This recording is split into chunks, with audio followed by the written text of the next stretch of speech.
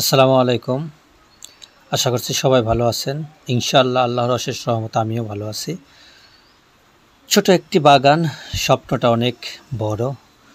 সকাল সকালে উঠে আজকে আমি আমার ছাদ বাগানটি দেখানোর জন্য গিয়েছি ভিডিও করতে।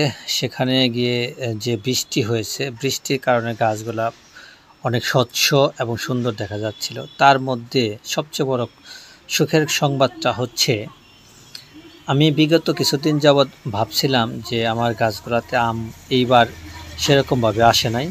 পাশের দুটো গাছে একদমই একটা আমও ধরে নাই এবার। তবে আল্লাহর অশেষ রহমতে এই মুহূর্তে যে সময়টা যাচ্ছে, এই সময়টার মধ্যেই আমার একটা 12 মাসিক গাছ, আম গাছ রয়েছে। সেই গাছে কিছু আম রয়েছে এবং পাশাপাশি সাথে মুকুলও রয়েছে। আর তার পাশাপাশি অনেক গাছ আমি লাগিয়েছি। তার মধ্যে হচ্ছে পেয়ারা গাছ রয়েছে, পেয়ারা গাছে অনেক পেয়ারা ধরেছে আলহামদুলিল্লাহ।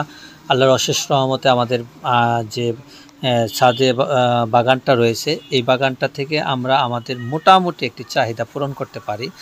আপনারাও ইচ্ছা করলে আপনাদের ছাদ বা পরিত্যক্ত জায়গায় ছোট্ট একটি বাগান করে আপনাদেরও চাহিদা মেটাতে পারেন। তবে এই গাছগুলা লাগালে একদিকে যেমন পরিবেশের ভারসাম্য রক্ষা হবে, ঠিক তেমনি আপনার যে চাহিদা রয়েছে সেই চাহিদাও মেটাতে পারবেন। এই টাইমটা হচ্ছে সবচেয়ে সুসময়। বৃষ্টি ঝরছে, আল্লাহর অশেষ রহমতের বৃষ্টি ঝরছে। আপনারা ইচ্ছা করলে কিন্তু এখন যে গাছই লাগান না কেন, যে জায়গাতেই লাগান না কেন, একটু পরিচর্যা করলে সেই গাছটি খুব সুন্দরভাবে বড় হবে ইনশাল্লাহ। আর আমি এই গাছটি, যে গাছটি এখন দেখাচ্ছি লেবু গাছ, এই গাছটি আমি প্রায় 2 বছর ধরে যত্ন নিচ্ছিলাম।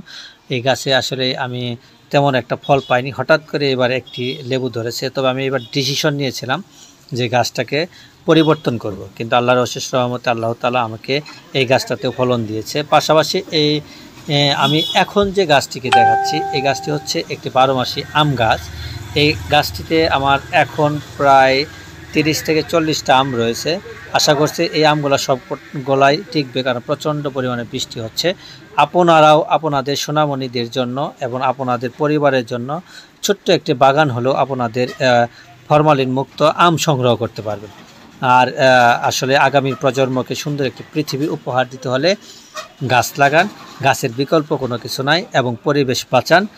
পরিবেশ বাঁচাতে হলে অবশ্যই গাছ লাগাতে হবে। সবাই ভালো থাকবেন, সুস্থ থাকবেন।